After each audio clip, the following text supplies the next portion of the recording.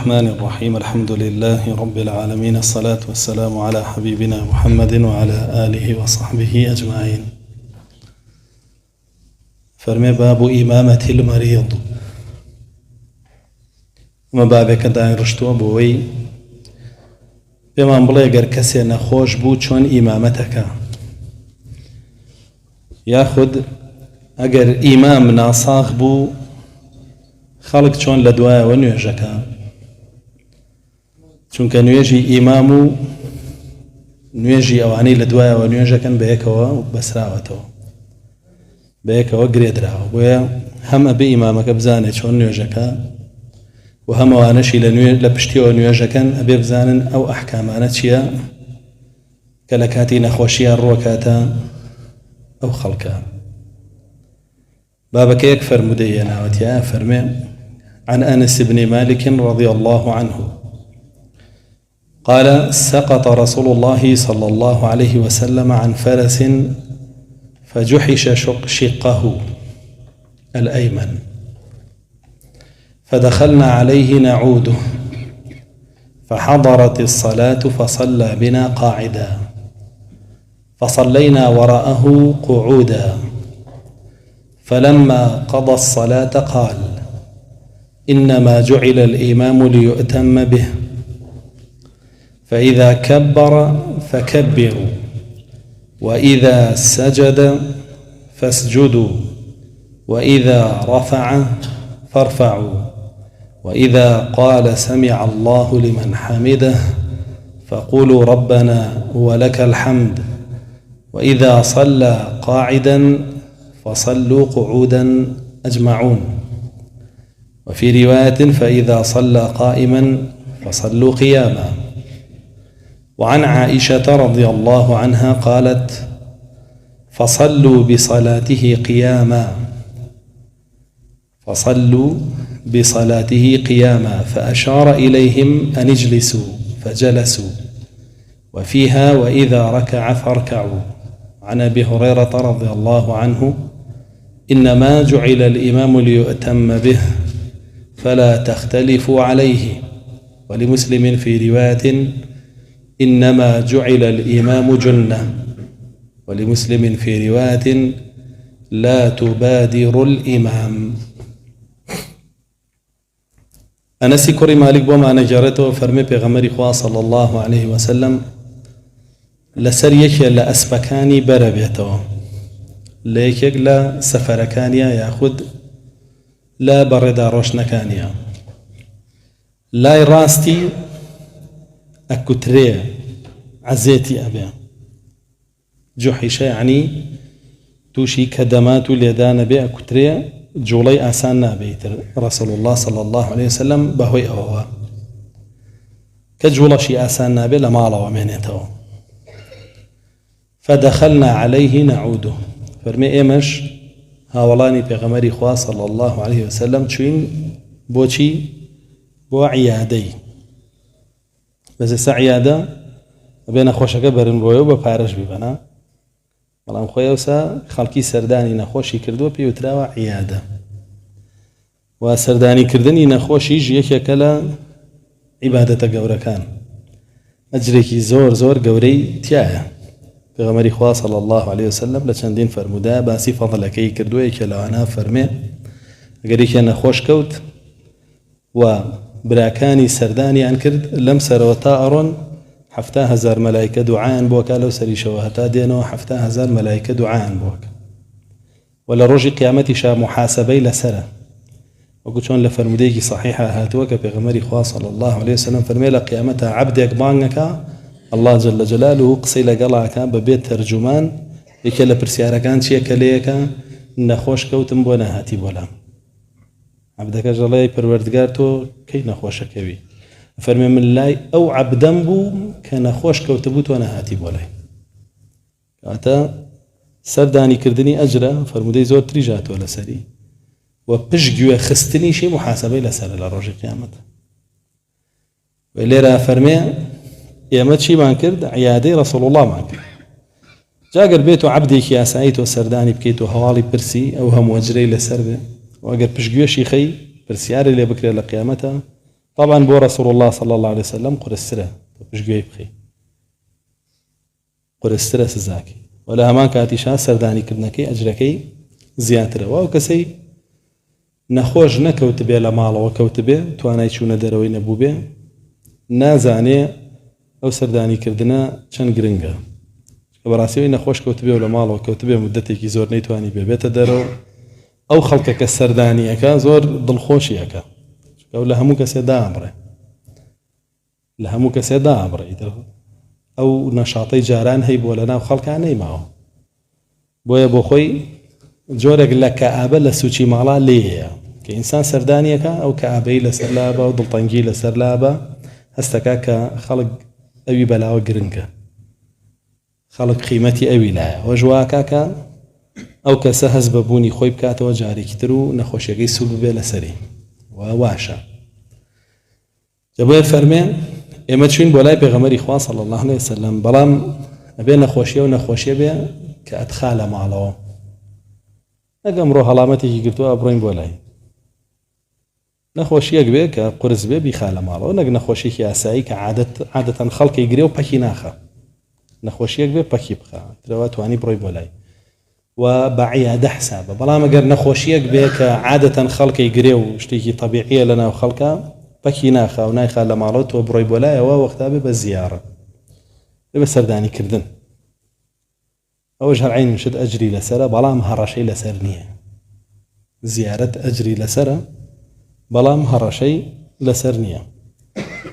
بۆیە فەضیلەتێکە باشانە فەرمێ کە لەلای رسول الله بووین صلى الله عليه وسلم حضرت الصلاة يعني کاتی نوێژ هات بزانە شەو بوون ئێوارە بووە چوون کاتی نوێژ عیشا بووە بزانە نیوەڕۆ بوون کاتی نیوەڕۆ بووە عەسر بوون نوێژەکەی دیاری نەکردووە گرنگەوەیە فەرمێ کاتی نوێژ هات کە کاتی نوێژ هات رسول الله صلى الله عليه وسلم صلى بنا قاعدة ئیمامەتی بۆ کردین و لە پێشەوە دانیشتبوو ئیمامەتی بۆ کردین و لە پێشەوە دانیشتبوو یعنی نەیتوانی بە پێوە ئیمامەت بکە بە دانیشتانەوە کردی فصلينا وراءه قعودا ئێمەش لە پشتیەوە نوێژمان کرد چۆن هەر بە دانیشتنەوە بەڵام سەرەتا دانەنیشتوون وەکو چۆن ئێستا لەفظەکەی عایشە خاتون ڕوونیەکاتەوە بۆمان سەرەتا بە پێوە ئاوەستن دواتر رسول الله صلى الله عليه وسلم ئیشارەتیان بۆکە ئەنی جلیسو دابنیشن لەناو نوێژەکە ئاوایان بۆکە فەرمێ دانیشن ئەوانیش دائنیشن ولو فرمودەیە حتى بيانا فرمي كدتم أن تفعلوا كما تفعل الفارس والروم خريق بو إيوة اشتيب كان فارس والروم جهروا كان إنهم لا يجلسون عند مليكهم أوان كملك كان يندرك دانانش نربى بيو بو إيوستن إيوش خريق بو كان بو من بويا فرمي دابنيشن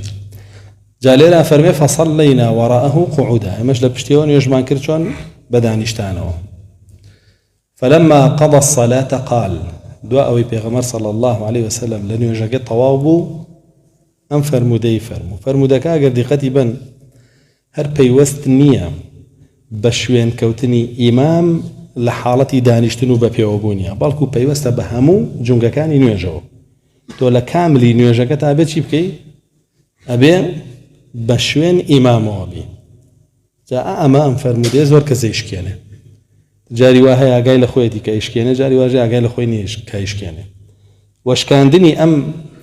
بابەتانی لەم فەرمودەیە هاتووە زانایانە فەرمون ئەگەر بێت و دەرچوونێکی زۆر بێ وشکاندنێکی زۆر بێەوە تۆ نوێژەکەت بە چاک بۆ نووسێت تۆ لەگەڵ جەماعەت نەوکردو لەگەڵ ئیمام نەبووی بۆیە بێ لەگەڵ ئیمام بیتیایە فەرمی چی إنما جعل الإمام ليؤتم به أما قاعدة كيف بمعنى رسول الله صلى الله عليه وسلم عادة لفرمودة كان يا قاعدة كتبها دواي جزئيات كاني باسكا بشكاني تري باسكا يقنا مخوي بنما سركيكا يتر دواي نمونة بوينتو بوشتاني كابتو بنمايتيا تطبيقي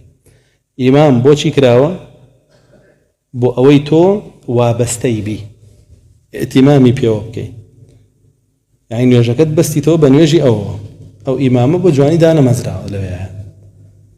جاري واحد وشوت ركوع تور ببيوي خليك برو سجود أروات تور ببيوي ئەمە دەرچووی لەو نوێژە تۆ لە جەماعەتانی نوێژەکە بەتەنیاکەی جارێ هەستا تۆ فاتیحا خوێنە تۆ شتا لە سوژدایی تۆ دەرچووی لەو نوێژەکەت بە فەردەکەی بە تاکەکەی هەرچەنە هەندێک لە حەنابیلەکان لە نوێژەکەی ئەسڵەن هەر دروست نییە چونکە دواتر یەتەوە لە هەندی ئەرکانە لەگەڵیە بێ دواتر دەرەچێتەوە ئەوە نوێژەکەی دروست نییە بۆیە زۆر گرنگە ئاگاداری ئەم بابەتە بی نە ئەبێ پێش ئیمام بکەوی نابێ دوای بکەوی لە ڕوکنێ زیاتر بۆ نییە دوای بکەوی لە ڕوکنێ زیاتر دواکەوی جمهوری زانایان فەرموون نوێژەکە دەبێتە فەرد دەبێتە تەنیا لە 27 نوێژە و یەک نوێژ بۆ نووسێ بۆیە ئاگاداری خۆ بە لەم بابەیە فەرمووی ئیمام بۆ ئەوە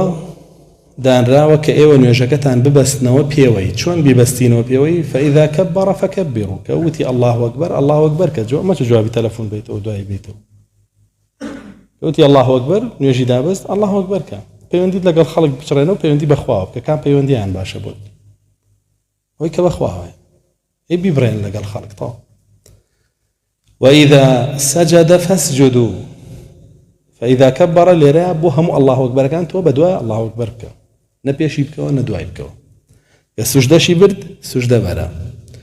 وإذا رفع فارفعوا سەری بەرز کردەوە سەریش بەرزکەنەوە وإذا قال سمع الله لمن حمده ئەگەر دیقەت بن ڕکوعی تیانە بوو بەڵام لە لەفظەکەی ترە کە عایشە خاتونەی گێڕێتەوە ڕکوعی تیایە فەرمێ وإذا ركع فاركعوا ئەگەر ڕکوعی برد ئێوە ڕکوع بکەن ئەگەر سەری بەرز کردەوەتی سمع الله لمن حمده ئێوەش بڵێنەوە بڵێن ربنا ولك الحمد وإذا صلى قاعدا فصلوا قعودا أجمعون ئەگەر ئیمامەکە بە دانیشتنەوە نوێژیە کرد ئەبێ هەر هەمووی بە دانیشتنەوە نوێژ بکە ناکرێوان لە دواوە بە پێوە نوێژ بکە بەڵام ئەمە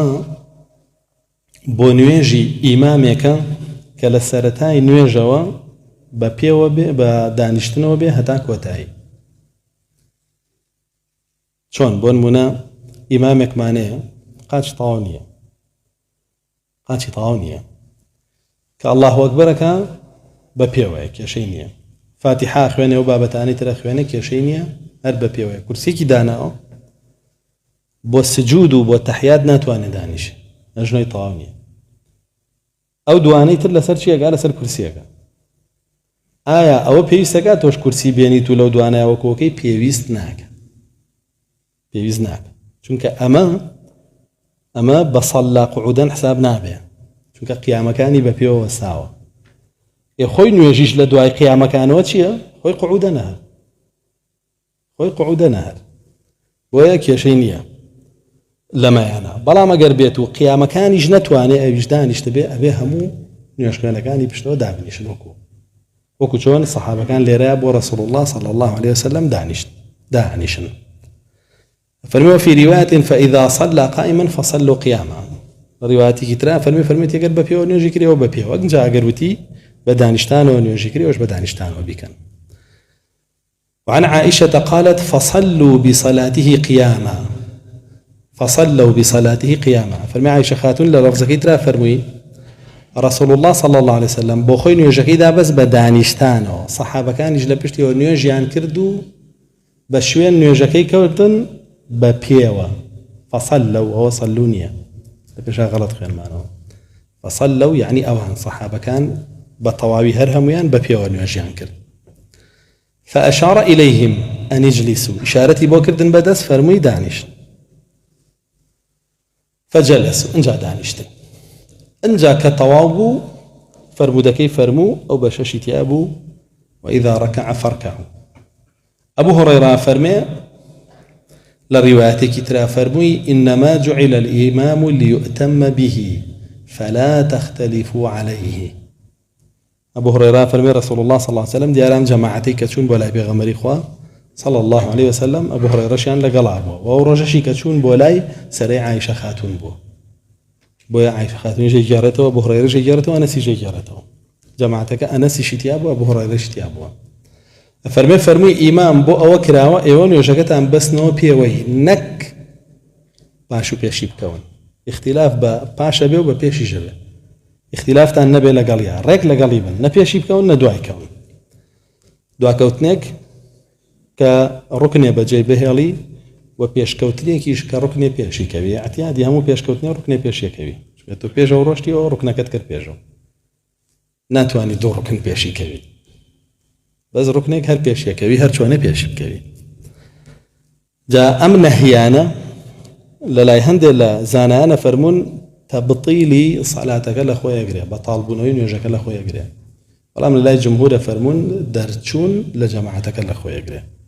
گنا نوێژەکەی بۆ خۆی دروست نە بەڵام لە جەماعەتەکە دەرئەچێت چونکە ئیتیمامی نامێنێ بە ئیمامەکەوە بە هۆکاریش زۆرە کە خەڵکی وا لە خۆیەکە دەربچێ ئەڵێ فریای فاتیحە نەکەوت مادام ئیمامت هەیە فاتیحەکەی خوێندووە بڕۆ لەگەڵی تەواو بۆت نووسراوە پێویست ناکا بڵێ وەڵام من هەر تەواو یەکەم بە ئیسراحەتی خۆم و بەخاوی باو بە خۆی نوێشکە تاوکەیتر ڕکوعی کرد و خۆی الله ئەکبەرەکە چییە چوونە ڕکوعەکە ڕوکنێکە کەوتی سەمیع الله لمن حەمیدە ئەنجا تۆ دابەزی تاو دەرچووی لەو نوێژە جەماعەت نەمای تاو تۆ لە فەردە سەرڕای جمهور لەسەرڕای هەندێک هەر بەتاڵ بۆ تۆ نوێژەکە بەبێ ئاگاداری خۆبی لەو بابەتە بڕی تۆ ڕوکنێک ئەکەی لە جێگای خۆیان نایکەی لەگەڵ ئیمامەکە جێگایەکی ترایکی لە ڕوکنێکی ترەوە لە جێگایەکی ترە بۆیە